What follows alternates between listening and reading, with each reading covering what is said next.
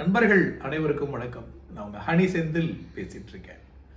நேற்று ஒரு நண்பர் ஒருத்தர்கிட்ட பேசிட்டு இருக்கும்போது ஒரு புதிய விஷயம் ஆரம்பிக்கிறது, அதுல அந்த விஷயத்த பண்ணா எப்படி வரும், என்ன வரும் அப்படிங்கிற யோசனையிலேயே அந்த விஷயத்தை தள்ளி போட்டுட்டு இருக்கிறத பத்தி பேசிட்டு இருந்தோம்.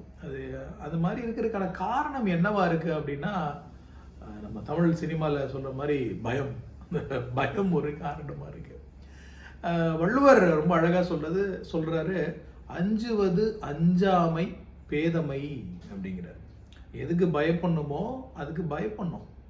பயப்படாம இருக்கிறது பயப்பட வேண்டிய விஷயத்துக்கு பயப்படாம இருக்கிறது பேதமைன்னு சொல்றார். ஸோ பயம் நல்ல விஷயம்தான். ஆனா எல்லா விஷயத்துக்குமே நம்ம பயந்துட்டே இருந்தோம்னா ஒரு இயக்கம் இருக்க முடியாது, ஒரு வளர்ச்சி இருக்க முடியாது. ஒரு பட்டுப்பூச்சி பட்டாம்பூச்சியா மாறுறதுக்கு ரொம்ப எளிமையா நடந்துற விஷயம் இல்லை. ஸோ எல்லாத்துக்குமே பயந்துட்டு இருந்தாலும் அது சரியா வராதுங்கிறத நம்ம புரிஞ்சுக்கலாம். சமீபத்தில் இரவின் நிழல் அப்படின்னு ஒரு சினிமா பார்க்க இருந்தது. நீங்க அதை பத்தி நிறைய பேசப்படுறதை நீங்க கவனிச்சிருக்கலாம். அந்த முயற்சி, அதுக்கு பின்னாடி இருக்கிற உழைப்பு, இது சாத்தியமாங்கிற எண்ணம், அதை நோக்கி நகர்ற விஷயங்கள்னு இதை பார்க்கும்போது நமக்கு பெரிய ஒரு உத்வேகத்தை கொடுக்குது. நம்மளை சுற்றி இருக்கிற மனிதர்கள் புதிய விஷயங்களை நோக்கி பயணிச்சுக்கிட்டே இருக்கிறாங்க. நிறைய விஷயங்களை அடுத்தவங்க முடியாதுன்னு சொல்ற விஷயங்களை எடுத்து சாதிச்சுக்கிட்டே இருக்கிறாங்க. மனித குலம் தோன்றியதுலேருந்து இன்னைக்கு வரைக்கும் அது தொடர்ந்து நடந்துக்கிட்டே இருக்கு. ஒருத்தர் அந்த விஷயத்த செய்யற வரைக்கும் தான் அது முடியாதுங்கிறது. அதுக்கு அப்புறம் என்ன நடக்குதுன்னா அதை தாண்டறதுக்கான முயற்சிகள் நடந்துக்கிட்டே இருக்கு. இந்த பயத்துக்கான முக்கியமான காரணம் அடுத்தவங்க என்ன சொல்லுவாங்களோ, நம்ம இத்தனை நாள் கட்டி காத்த நம்ம பேர் என்ன ஆகுமோ அப்படிங்கிறது தான். இங்க தோல்விங்கிறது யாருக்கு வரும் அப்படின்னா, செயல்படுறவங்களுக்கு மட்டும்தான் தோல்வி வரும். அதனால செயல்படாம ஒரு இடத்துல அமைதியா இருக்கவங்களை யாருமே ஒன்றும் சொல்ல மாட்டாங்க. அதுல என்ன இருக்கு? ஸோ இங்க விமர்சனம் பண்றவங்களுக்கு வரலாறுல இடம் கிடையாது. விஷயத்தோட ஒரு முயற்சியை செய்யறவங்களுக்கு தான் இங்க வரலாறுல இடம். நாம இங்க வந்திருக்கிறது, இந்த பூமியில நமக்கு கிடைச்சிருக்கிற ஒரு வாய்ப்பு புதிய விஷயங்களை செய்யறதுக்கு தான். ஒரு சைக்கிள் எடுத்துக்கிட்டோம்னா, சைக்கிள் ஓடிட்டே இருக்கணும்னா அது ஒரே இடத்துல நின்னா அது கீழே விழுந்துடும். ஸ்டாண்ட் இல்லாம சொல்றேன் நான். ஒரு இயக்கத்துல இருக்கணும் அப்படின்னா அது மூவ் ஆயிட்டே இருந்தாதான் சைக்கிள் அதுல ஒருத்தர் உட்கார்ந்து மூவ் ஆயிட்டே இருந்தா மட்டும்தான் அது இயக்கத்துல இருக்குன்னு அர்த்தம். ஸோ அடுத்த செயல்பாடுகள், அடுத்த வளர்ச்சி படிநிலைகள்னு போயிட்டே இருக்கணும். அப்போ நம்ம ஒரு விஷயத்த பண்றதுக்கு முன்னாடி நம்ம மனசுல பயம் வர்றது ஃபைன், நல்லது. ஆனால் என்ன விஷயங்களை நம்ம யோசிச்சு முடிவு பண்ணலாம் அப்படிங்கிறதுக்கு நமக்கு பெரிய கைட்லைன்ஸ் நம்ம திருவள்ளுவர் ஐயா அழகா சொல்றாரு. வினை வலியும் தன் வலியும் மாற்றான் வலியும் துணை வலியும் தூக்கி செயல். நீங்க பாட்டு நம்ம இஷ்டத்துக்கு ஏதாவது நானும் பண்றேன்னு சொல்லிட்டு எதுவும் பண்ணாம நம்ம என்ன வேலை பண்ண போறோம், ஒரு புதுசா ஒரு வேலை செய்யறோம்னா, ஒரு புதிய முயற்சி பண்றோம்னா அந்த செயலுக்கு என்ன வலிமை வேணும்னு யோசிக்கணும். நம்மளுடைய ஸ்ட்ரென்த் என்னன்னு பார்க்கணும்.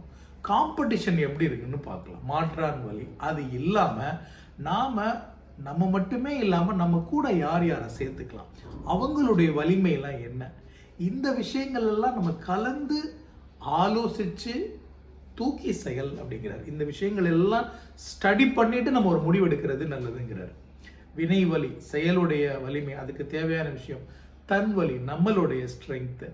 மாற்றான் வலி இதை யார் ஒருத்தர் பண்றாரோ அவங்களுடைய ஸ்ட்ரென்த் என்ன, எப்படி பண்றாங்க, பிளஸ் நம்ம கூட யாரை சேர்த்துக்கலாம், நம்ம டீம், அந்த வலிமை. இந்த விஷயங்களை நம்ம பார்த்துக்கணும். இப்போ மாடர்ன் டேல ஸ்வாட் அனாலிசிஸ் அப்படிங்கிற ஒரு விஷயம் சொல்றாங்க. SWOT, strength, weakness, opportunity and thread அப்படின்னு சொல்லுவாங்க. ஸ்ட்ரென்த் நம்மளுடைய பாசிட்டிவான விஷயங்கள் என்ன, எது நம்மளுக்கு பிளஸ்ஸா இருக்கு, வீக்னஸ் நமக்கு எது மைனஸா இருக்கு. அப்போ அந்த மைனஸை ஃபில்அப் பண்ற மாதிரி நம்ம டீம்ல யாரை இன்க்ளூட் பண்ணிக்கலாம், இந்த விஷயங்களை கவனிக்கணும். நெக்ஸ்ட் ஆப்பர்ச்சுனிட்டி, என்னென்ன வாய்ப்புகள் இருக்குங்கிறத ஸ்டடி பண்ணணும். தென் த்ரெட், என்னென்ன பாசிபிலிட்டி மைனஸா போறதுக்கு இருக்கு, இதெல்லாம் யோசிச்சு நம்ம ஒரு விஷயத்த பண்ணும்போது நிச்சயமா அது நல்லபடியா அமையும்.